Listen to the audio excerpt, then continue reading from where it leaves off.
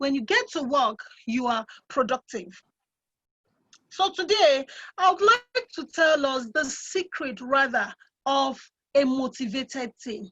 What makes a team to be motivated? But then, I would want to look at the leader.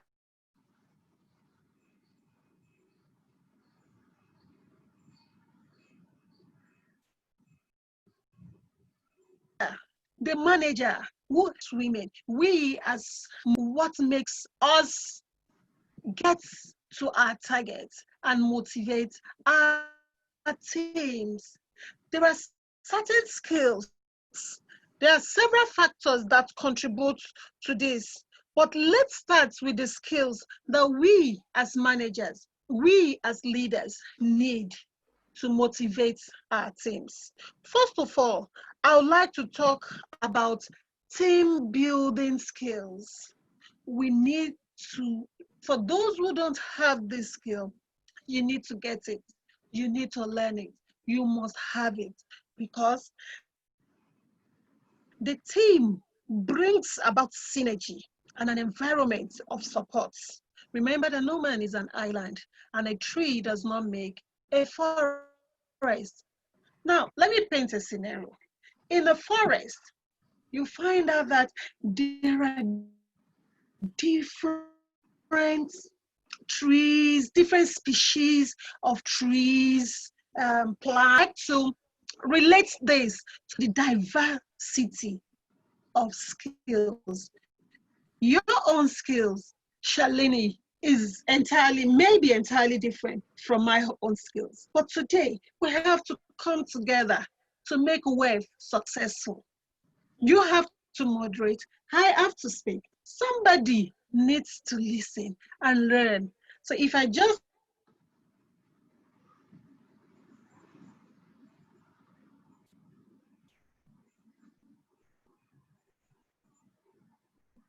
if there's nobody to correct it, so you have a role. That is exactly how it is in an organization. So for a leader to be successful, for a leader to be able to motivate his or team, he or she must be able to identify the diverse skills that your team members have and put people in roles where they can function properly. If I'm functioning, if I'm being given a role that I can function in very well, I won't be envious of the other person. Because you will end up being productive. Now,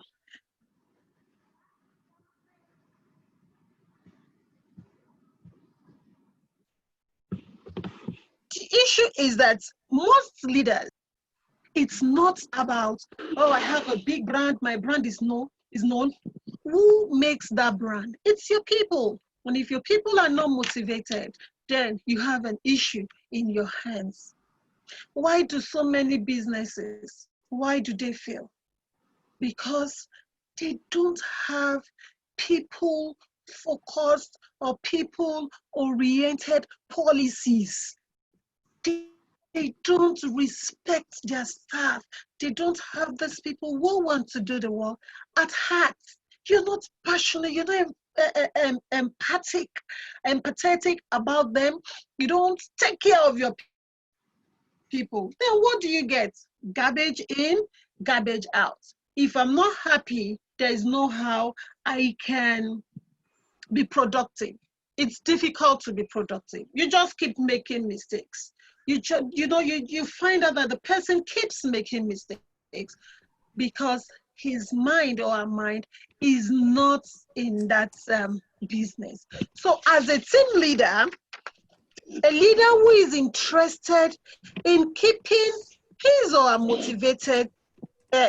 team motivated to meet the needs of the organization must then be able to put round pegs in round holes. Once I'm functioning properly and I'm getting results, it will be easy for me to work with my colleague. There will be synergy. People can relate. And then the work goes. But once you put somebody who is not fit in a role.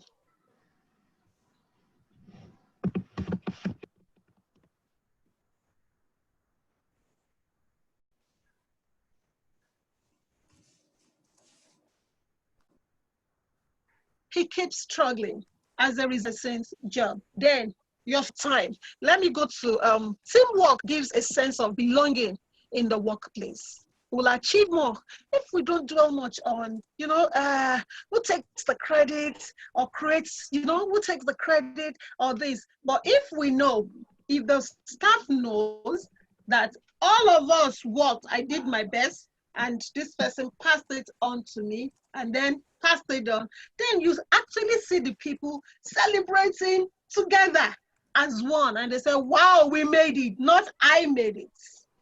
Now, I want to talk on the second skill, that a team leader. So you see, in the long run, having a motivated and a productive team goes a lot to do with the team lead, the person at the top, how you are able to bring these people together using the next skill, which I would like to say is emotional intelligence. As a team leader, you must be emotionally intelligent. And I would like to define emotional intelligence as the capacity to be aware of, control, and handle your own emotions as a leader. Why? Somebody you've always known to come to work cheerful comes in frowning. An emotionally intelligent leader would be able to spot it. A team member who is always at the A level suddenly misbehaves and drops in performance. That's not the time to give a query. You should be able to find out why. Once your team members come into the office, you should be able to know who is fine and who is not fine. It's really disheartening when you find leaders, managers, team leads who are not emotionally intelligent. They tend to destroy a lot of things, because when I'm going through my downtime and you're insensitive, you are also a human being. And one day you may be going through your downtime. Maybe the top management, they are on your neck that you have to do this. And the people just say, oh, I don't care. That's his problem. Let him handle it. So you have to be emotionally intelligent. The third skill I would like to talk about today is communication skill. How do you use the skill to motivate your staff? How? You find, employees, I'd like to read now that employees who feel respected by their leaders and feel confident enough to speak out freely without fear or consequences are able to communicate clearly and build trust. What kind of a leader are you? Are you a leader who listens? Are you a leader? The cleaner can come in and say, sir, I have an observation. I have heard of an instance where a company was having issue. And you know who gave them the solution? It was the messenger in the office. Why? Because he had worked with the organization for a very long time. Similar incidents had occurred, and he knew, due to rapport and everything, they are there. They even know more than you as the team leader at times. So he was able to say, oh, some years back, we had similar issue, and this was how it was resolved. Because that leader listened, they got solution at the top of the finger. We are strong as our weakest link. So a good team lead who wants to keep his team motivated must operate an open door policy where your staff can easily come to you and, interact and give you feedback.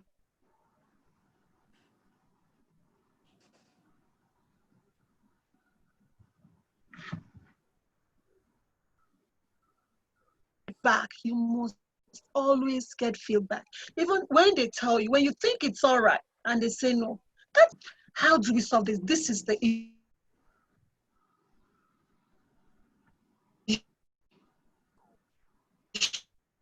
And that takes me to transparency. That takes me to the fact that as a good team leader, if you want your people to be motivated, I know that there are some secrets, like the states of health organization, maybe some policy bring up, don't keep them in the dark.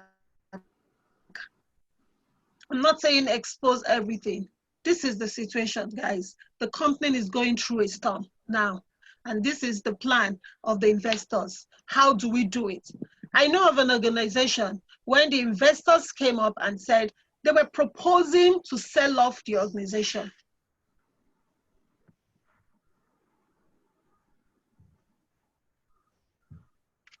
But the team lead, the management is what is happening. But we don't want this to, we don't want the merger, or we don't want somebody else to buy us over. Now, we have to cut down on some things, but you can be sure that the key things that you need will not be touched. I want to ask, what do you think that team will do? They went all the way down. And when the board was saying they should go this way, the company have to be sold, the manager said, trust me, give me 6 months. And before that time, everybody put in their best and they got success. And, as I speak, I'm just imagining them throwing, being happy and shouting, ho, we made it. Now, I don't want us to forget the fact that we all have different temperaments. We all come from different backgrounds. We all have different mindsets. We all equally have different experiences in life and about life. But then, once we get to the workplace, we all have to come together as one and work towards organizational goal. Please, for you to have a motivated team, for your organization, your company to grow, you must be transparent. You must be honest with your workers, because in the long run, they do the job. Not you. You can't do everything. You cannot. So they do the job. So it is important for you as a manager to always foster open communications between your employees to achieve better organizations. And when you stand on your feet, they know that, yes, something is wrong. They don't even want to hurt you. But then when you treat people as if they are not human beings, they tend, the negative side of them tend to come up. I read a story recently about a tribe. Have 1 more minute somewhere left. in South. Okay. All right. Now I'll now go to the action points. Lead by example. Be a hands-on coach. Have an idea of what you're doing so that you're able to help your staff when they're stuck. Then 3, encourage skill acquisition. Train your staff. Train them. And when you train them, in the long run, you get the benefits. Don't encourage gossip.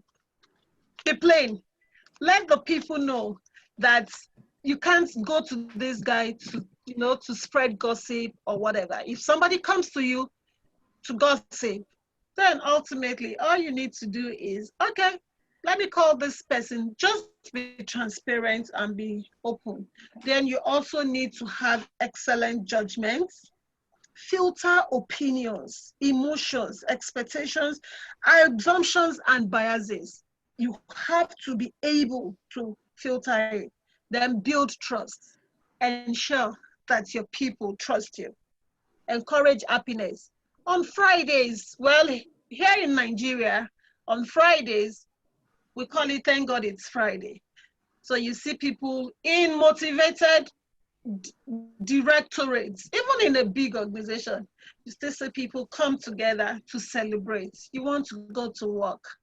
Thank Well, you, Ruth. I'll have to I request you to give us time now. have We're so much running to say, but then it's okay. now. Thank you so much. Yeah. Apologize for joining in late. Technical glitches. It's not an excuse. But again, welcome to this session. Ruth, you've spoken really well about the different Thank skills you. that we need. And I think the attendees would have gone through your profile. But as I'd just like to reiterate, Ruth is a consultant, sales coach, an entrepreneur, author, and a speaker. And thank you for your time. I'd like to now invite Shalini Srivastav. Shalini is a leadership mastery expert and a business transformation consultant and a leadership coach. So over to you, Shalini. You'll have to give me 30 seconds before the 2:30 bell rings out here. Sure. All yours. Thank you very much, Priya, and thank you so much, Ruth, for being here. Thank you to the participants. Ruth, that was a very amazing and very engrossing session that you had. So I will try and take it forward from there. So today I'm going to discuss something about discover the secrets of a motivated team. But even before that, I want to take you to that point or a situation where you walked into a shop and there was the staff member who walked up and said, "Hello, how are you doing?" And you felt that warmth. You felt that connection. Now let's go to another shop. And there you walk in and a staff member walks up and he also tells you, "Hello, how are you doing?" But something is missing. That warmth is missing. You don't feel the connection. Now what is the difference between these two? The first person is operating out of his heart. So he is genuinely interested in finding out how are you doing and he cares for you. Whereas the other person is operating out of his mind, he is doing what he's been told to do. So the difference between both of them is what leads to motivation. So many people who are the first kind of person who are operating out of their heart, many of them when they come together, they make a motivated team. Whereas the other kinds who are doing it because they've been told to do it, they make a team, may not be a motivated team. So the difference in the results between a motivated team and a team is about 10 times. So isn't it important for us to really understand what is that secret which can give a 10 times difference? And this is what I'm going to talk about, the secret toolkit of a motivated team. See, when the team operates out of heart, that team is motivated to a very different degree as compared to the team which is operating for their paycheck, which is operating to achieve their KRAs, and which is operating to get the work done because they have to get it done. And we will try and understand this difference. So the 8 secrets that I have, which actually make the toolkit of a motivated team. The first one is the leader's passion. If the person who's leading the team is passionate, he has a very clear vision and also has a common goal that he sets up for the team gets inspired. An inspired team is always a motivated team. So it is very important for the team leader to really discuss, share, and express the vision and the passion that he has, which would lead the team to be more inspired. Inspired team, motivated team. The second secret is the respect. Each member of the team They need to have respect amongst themselves. They need to belong to the team together. They need to respect each other's belief systems, value systems, and that is when they have that whole liking to each other and work together. Now, when they respect each other, they are a team of motivated individuals who like to work together, who are able to achieve the goal more collaboratively. Coming to the third point, remember we have 8 secrets. I'm talking about the third one.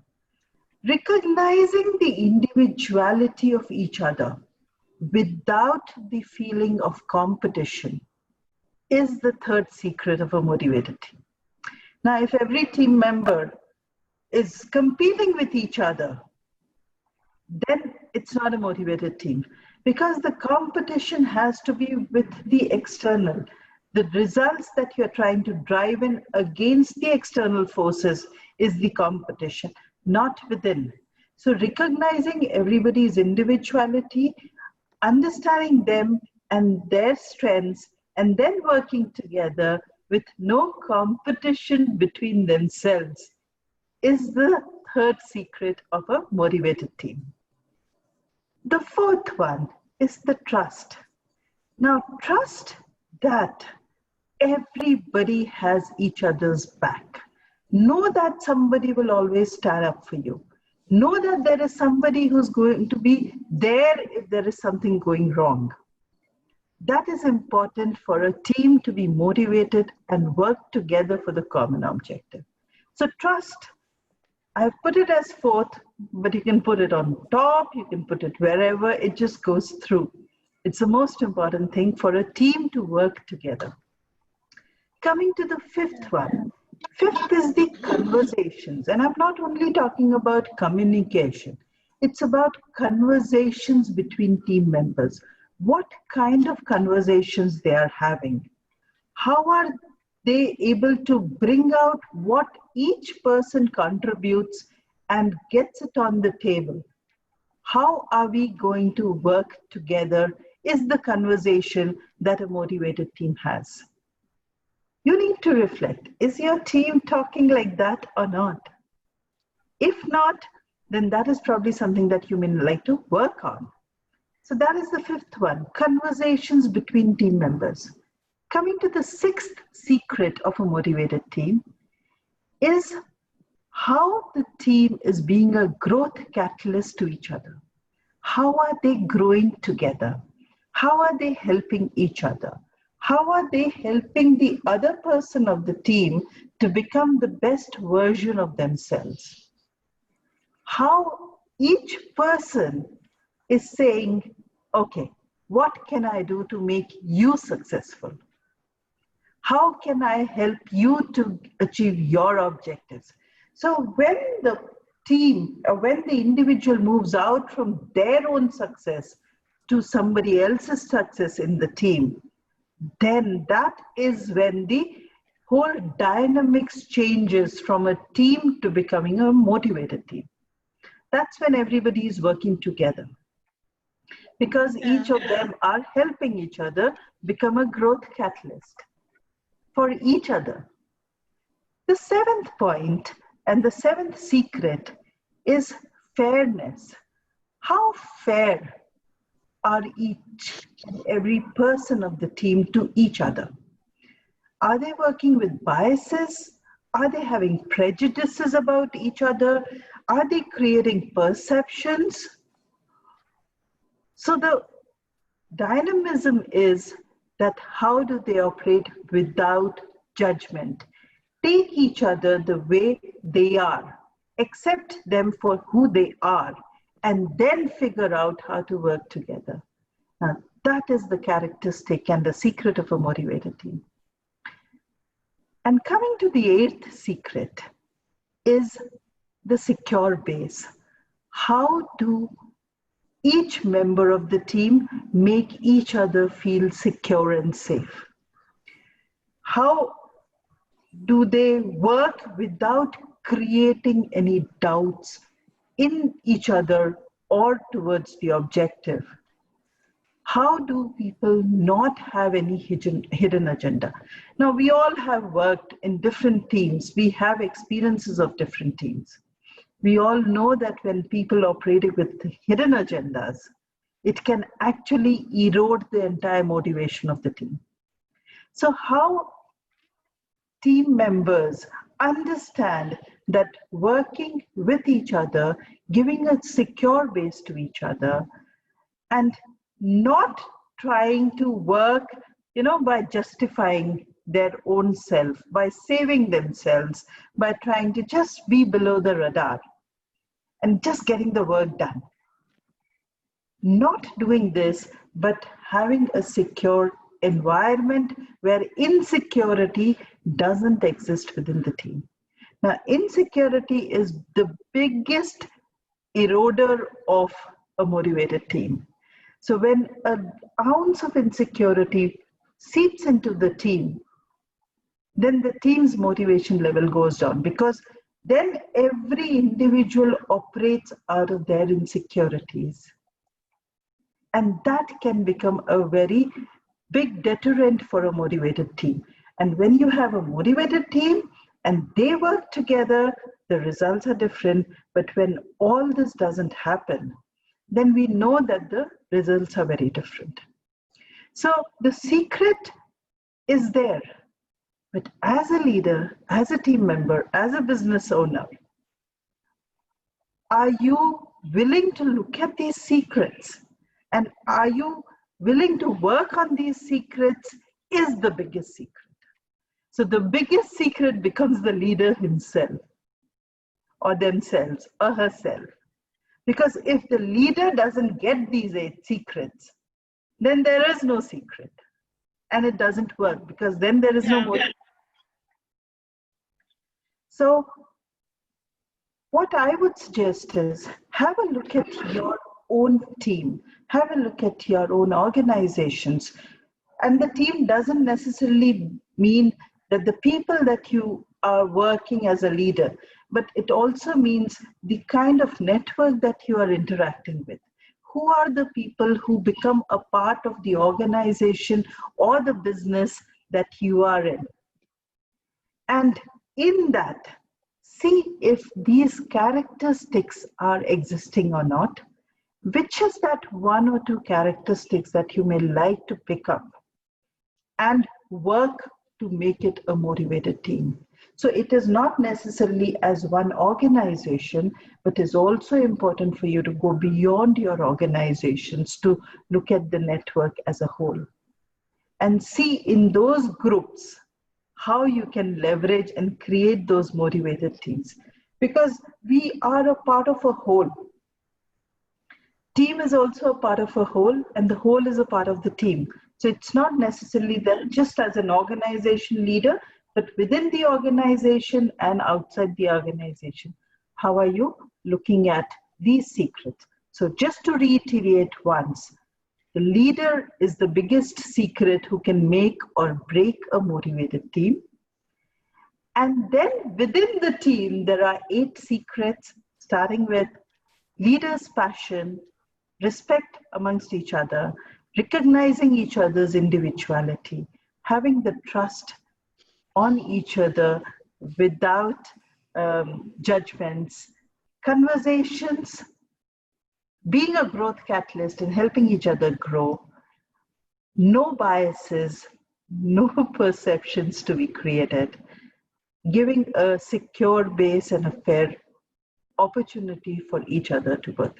So this is what I would like to talk about in creating a motivated team. Thank you very much for being here, and thank you for the opportunity. Thanks, Priya. Shalini. Thank you, Shalini. Thank you, Ruth.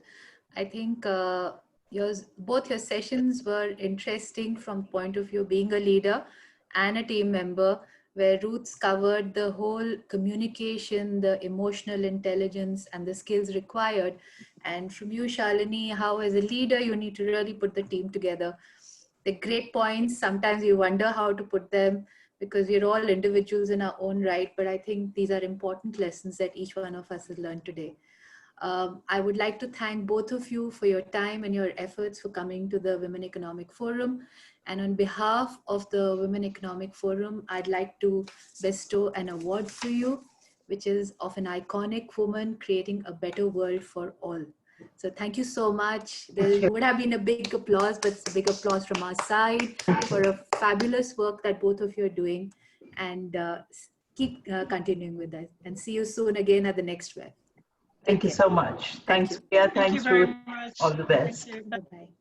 Bye.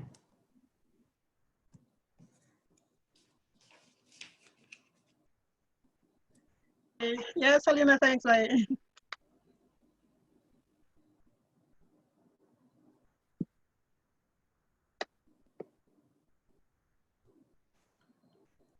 Dr. Padmakshi, would you like to put on your camera, please?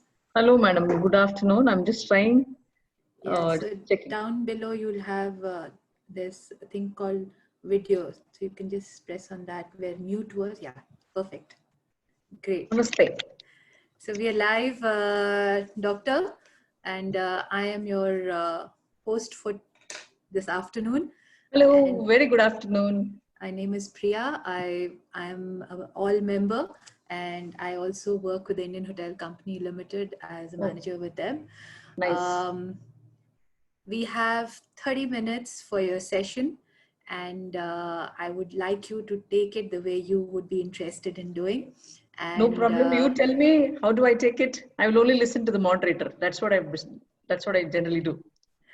No, so I haven't been able to discuss the questions with you. So I would like you to just take your session. You're speaking on a very interesting topic, which is as a parent, I'm really been interested to know what you talk about.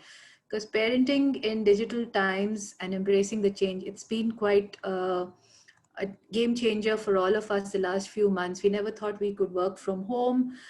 We never thought technology would be the only means of access for us. And we've always thought that giving too much access of technology to our children is not a good thing.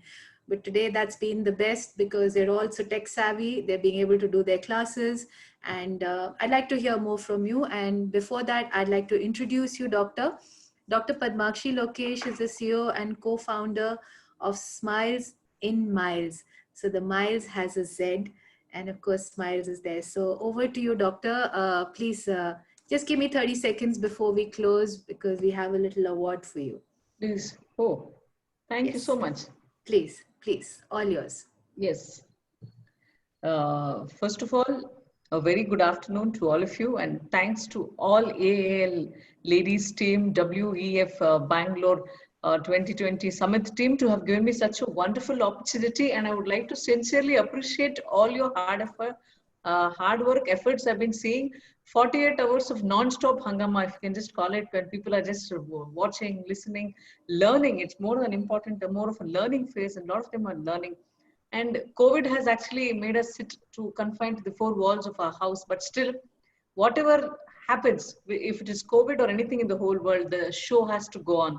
And that is what we have all learned from all across the globe.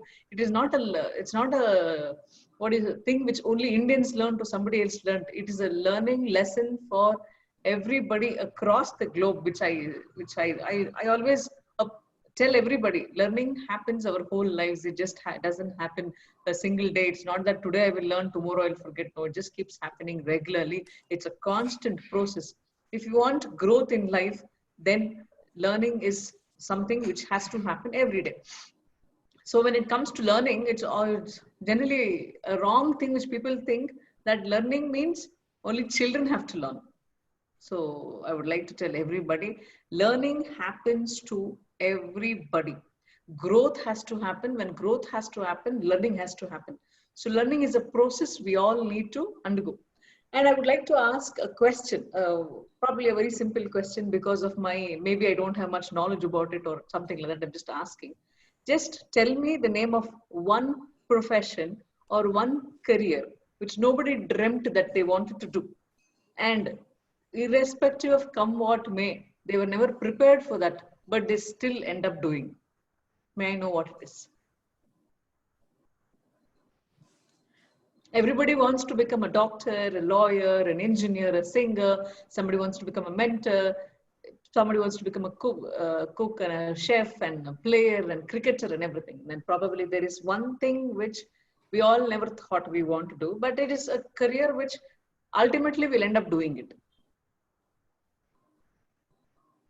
Okay, parenting.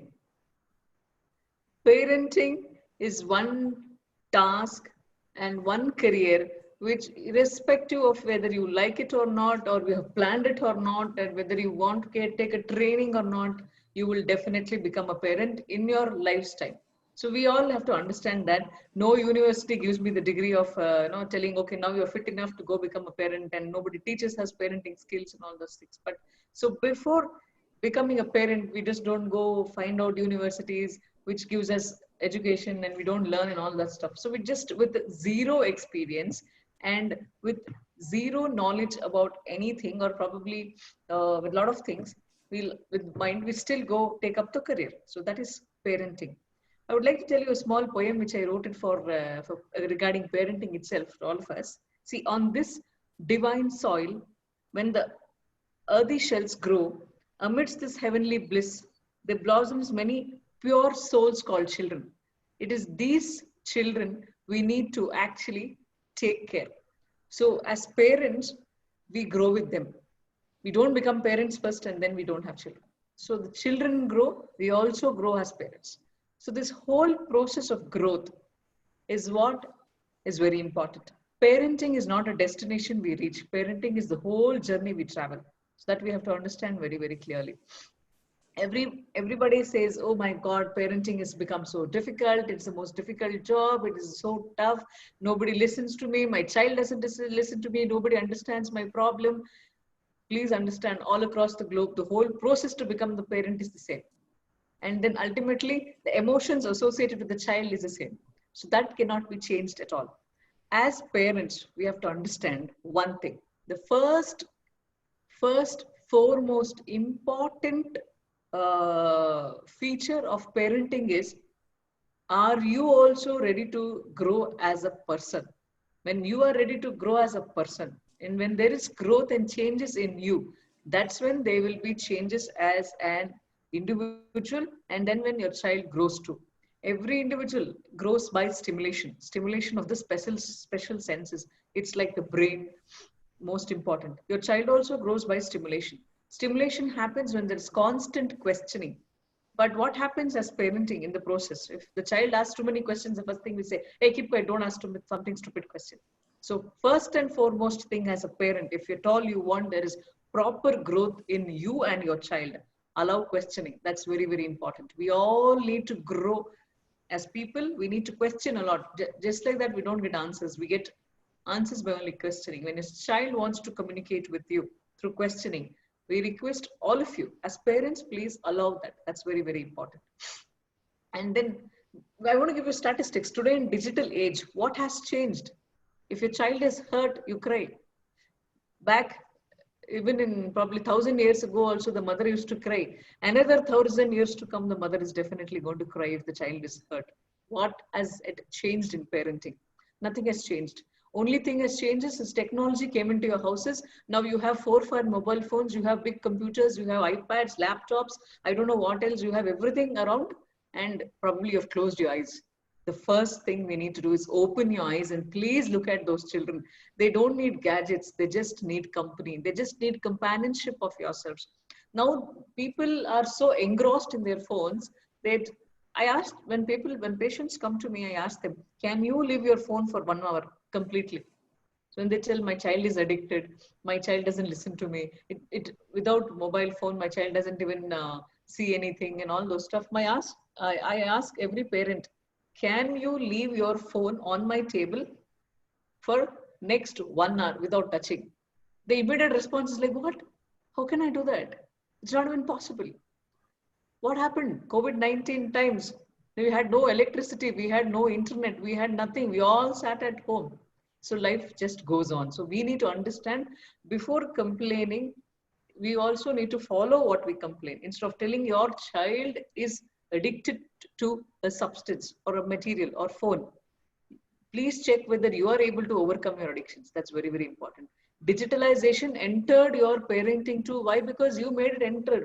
Digitalization entered your cradle. Now phones, they keep telephones on and keep it inside the cradle and make the child listen to rhymes and things like that. Why? Who allowed the digitalization to enter into your houses? It is as parents. Stop blaming your children.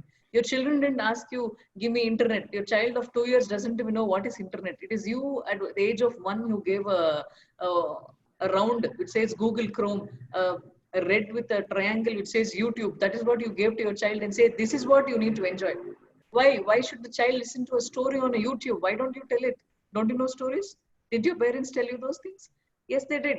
But the thing is, you don't even have the patience with your own self to deal with the issue. It's like, okay, because nowadays parents, they have only one children. My grandmother had 4.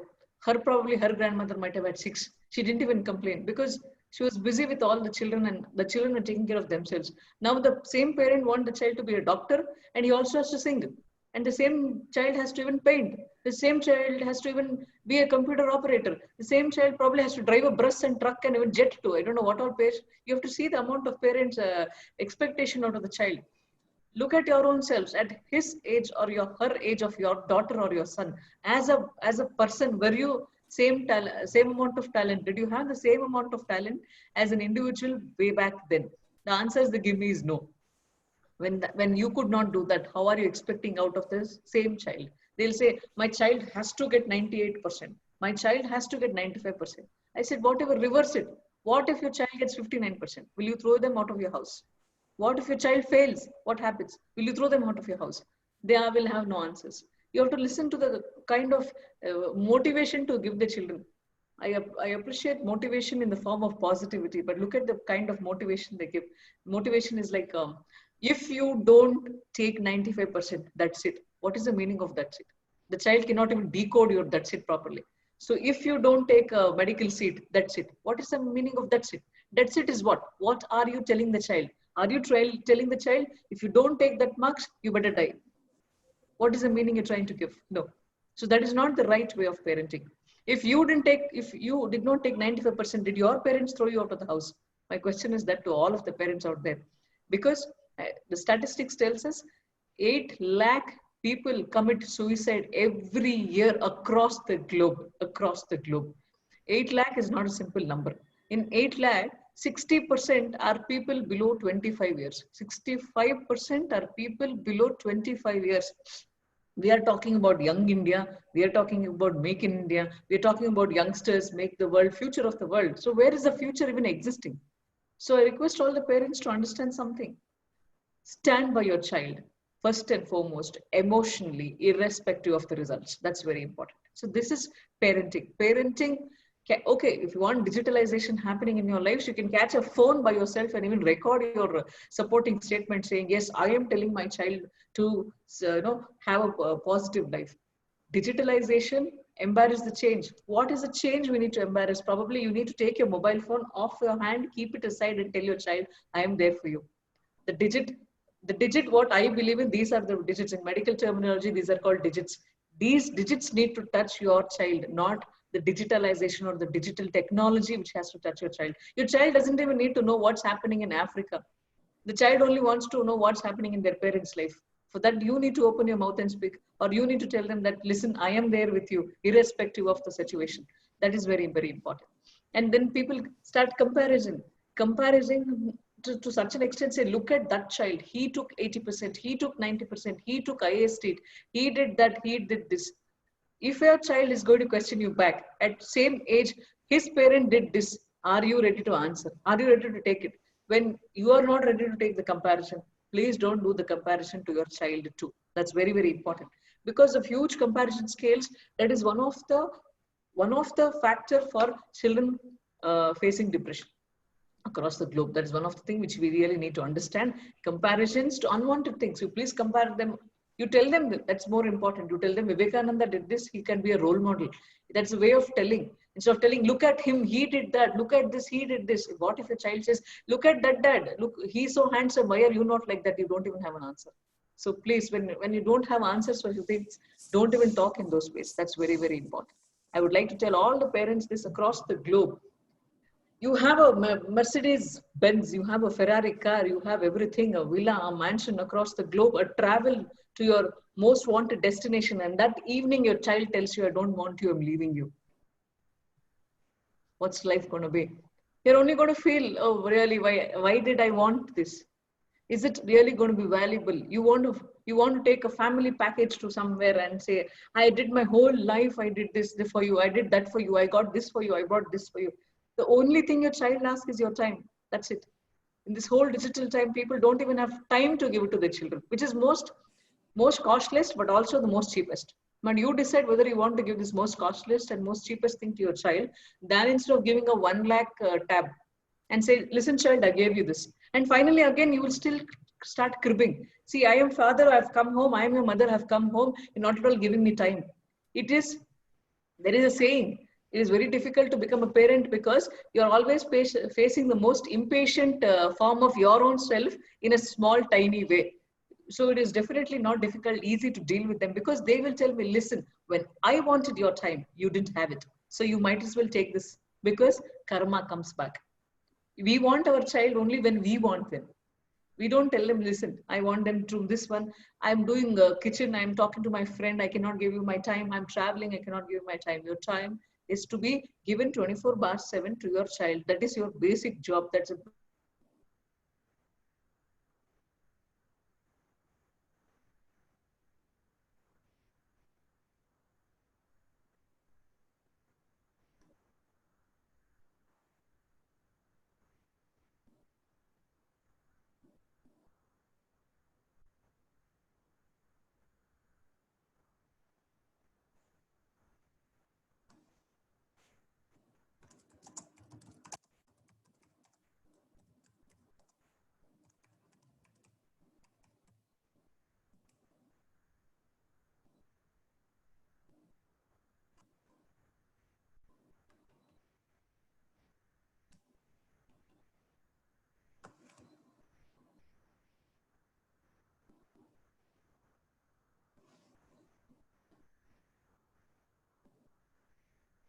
I think we've lost Padmakshi. She should be joining us back.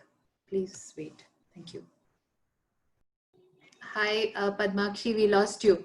Yeah, I'm back. Yeah. I can Sorry. continue? Yes, please. We lost you. So please start. Continue. Okay, so I was just telling, the only thing you need to give your child is your time. That's very, very important, because those children who go out and play, other than playing, instead of doing the temple run on the mobile phone, if you really go to the temple, probably the God is going to help you much better than actually sitting and typing all those things. So those children who play outside along with their parents in nature and whatever things like that, their attention span is much higher than the children who actually sit at home. Their concentration is much better than the children who don't play. Their emotional expression is much better than the children who simply sitting at home doing nothing. So if we consider, that's why there's a saying, all work and no play makes Jack a dull boy. Even psychology says this. So you need to play, because it leads to brain stimulation. It leads to physical stimulation. By constant playing, an individual gets exposed to what's happening in the external world.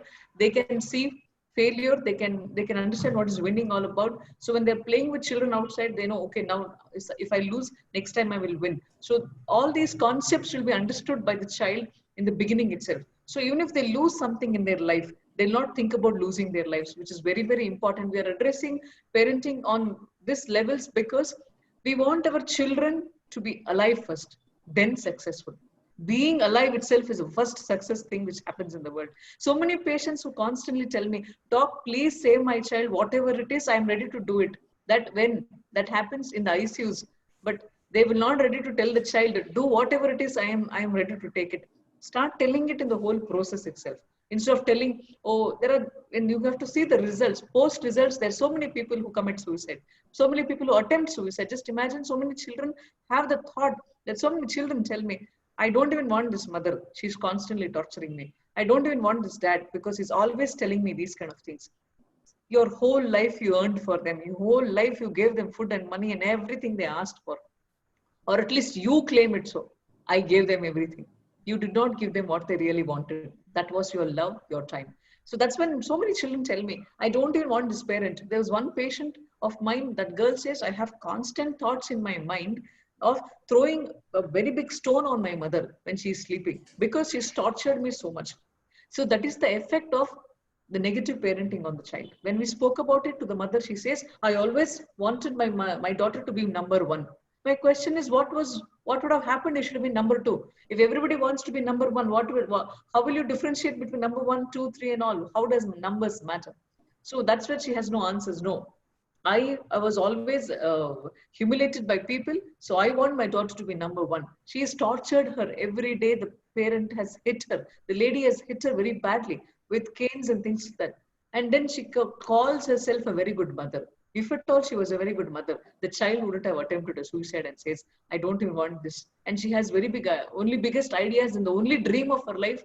This was the answer. I just want to put that big rock on my mother's head. So as a mother, I don't understand what she was successful enough to give such a big dream to the child, or she was a failure because she's going to be killed one day. So this is what we have to understand. Parenting in whatever process has to be amicability with your child, friendship with your child, acceptance of your child's negatives and positives. For this to happen, you need to appreciate yourself. You need to grow with yourself. You need to understand your inadequacies. As a student, I was 50%. So even my child takes 51 means there is something more than that. All these things have to be given to the child in all positive ways. That's very, very important. See, the child needs only a storyteller. A child needs a warm heart. A child needs somebody who gives them food, not somebody who's going to press those Swiggy buttons and order food online and say, child, you eat it. No, child doesn't want food like those type of food every day. A homemade food, a mother's food, that involves a lot of love. The child sees you cooking for them. The child sees you sitting and eating with them. This is what the process is all about. Go out with your child. Go to the mall, take your child. Take them to the gardens, take them to the park, take them everywhere, instead of just showing everything on the mobile phone and saying, listen, you saw the best of the best Niagara Falls or whatever falls on the laptop. The child doesn't want it. Take it to a local lake or a falls near your house. Stand there, eat a simple biscuit with your child. Your child is very happy. Life is in very simple things. Life doesn't come in very complicated boxes. It's a very simple thing. You wear your nightie and jump with your child in your house. Your child is extremely happy with yourself. You buy the most costly dress, put it on your child and expect it to behave very well in public and make the child stand still like this. The child hates it. So costly things is not which matters here. The love, which is the most inexpensive thing in the whole world, is what the child needs very well. So digitalization or COVID times or anything in the world, we all understood by COVID times, we all stayed in our own houses. It's our own children, our own family we supported. My daughter tells me a joke. Hey, I stayed at home and met my parents for after a very long time. Not bad, yeah, they're very good people too. So we don't even know what we are. And then let us know ourselves first. First, look at the mirror and look at your own self saying, am I really the right person to comment about somebody else? That's when you'll growth start. You tell your child, I'm your best friend. Whatever happens, I'm going to be with you. That's when the child is going to hold your hand like this. There is a small fingers and this space are there to hold, not to close it and say, we are going to hit you. Please understand the importance of fist. It's there to hold it, not to show your child away. So whatever happens in whatever conditions, we need to understand, we need to be with them. That's very, very important. Digitalization, technology is there for only enhancement and more empowerment. It is not the only way of life. We want you to sit and teach the child. There are parents who say, I don't even know. I'm sure you'll be knowing ABCD at least. So please teach that first instead of just complaining anything. Start it. Even if you don't know, you grow with your own child. The child would have got the notes on proper noun. Look, come on, read it and learn it. Simple. So when you didn't even understand, how will you expect your own Xerox copy to understand the same thing? IQ levels are the same. Simple. So instead of hitting the child, look at your own self. I tell my daughter, see, listen, I only was an average student and I'm happy if you're average. If you're below average, I'll work for it. If above average, I'll be surprised because I was never an average child. So don't give me surprises and shocks. We'll work for the development and betterment of our own selves. What if my child is developed so much that she doesn't even want me? So who reaches that state? And what if my child is so very technology savvy and says, I don't even want an old lady like you at home and wants me to stay in a ashram or something like that. No, I don't want that type of a digitalization entering my life. I did this house, built this house, we will make it a home together so that we all live together. That is exactly what it is. Digitalizations can only make houses, they cannot build your homes. So let us be here to build homes, not just houses. We are all here to be here for betterment of ourselves, child and the society, because parenting, I want to tell you this very, very important. Parenting is just not one individual work. Parenting is a socio-economic, psychological, as well as a bureaucratic way of dealing with the child. And if at all there is a problem, then it's a problem in all these things and we need to correct it. So let us work for a better society by being away from gadgets. Instead of before pulling your child away from gadgets, it is better you pull yourself away from that.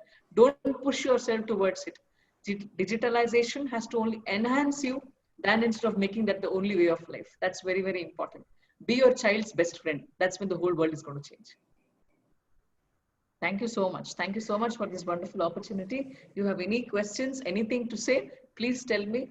Or I would really love you all for giving me such a wonderful opportunity, fantastic platform. I would definitely like to be associated. Wherever it is, you please call me. I would definitely come and address people in the needy, and it will be a great pleasure. Thank you so much, Priya Madam, for such a wonderful patience, and you really be one such beautiful audience, and you really interacted with me. Thank you so much. Thank you, WEF Bangalore 2020, the whole team, for this opportunity. Thank you, Padmakshi. I think you're right to say that parenting is a career. I never thought about it, but I would say that as a woman, it changed me completely becoming a mother. And you're right to say that I've grown with the child as he's grown up. He's taught me a lot. And I've always wondered if, letting him loose on digital is good or bad. But, you've got to let the child explore for himself and not expect him to be more than what you were. If he turns out to be more than you, like in my office, everybody tells me he's done well because you were not around to irritate him. So, but you're right, we have to be there with our children, and they're the most beautiful gift of God, which we must treasure, not force our ambitions on them, and make them ever feel small, because, they're the only ones who will not retaliate right now, but then they're the ones who will hurt you the most. So, Doctor, thank you for your time. Teach them the skills for life instead of just giving them the lessons. If they don't learn the right skills, they will become a lesson for your life. Very so that's true. Very important. And that will be the most painful thing. You're right to say, if I had all the treasures in the world, it's of no use if I didn't have the child, or the child went astray. So, our biggest treasure is the children which God bestows to us, and we must keep them as special and as well as we can. Doctor, on behalf of the Women Economic Forum, we'd like to award you as the iconic woman creating a better world for all. And thank you so much. Wishing you all the very best in your efforts. This would be a virtual award which will be emailed to you. If you would like to have a hard copy, please do write back to us. And for all the audience, like to have a hard copy of it. And yes, if it's do possible, write in. I will write it. Do write us. And for the audience, do write in to the help desk if you have any questions to Dr. Lokesh, and he would gladly answer. I hope so. Definitely, it'll be my pleasure. Definitely. Thank you so much. You have a brilliant Sunday. Thank you for your time. You too have a great day. Yes, thank you so much. Yeah, bye-bye.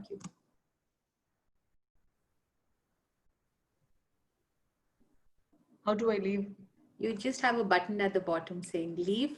You can just leave from it. Yeah. Thank you. Bye-bye. I'll take a picture before I leave. Sure. So please smile.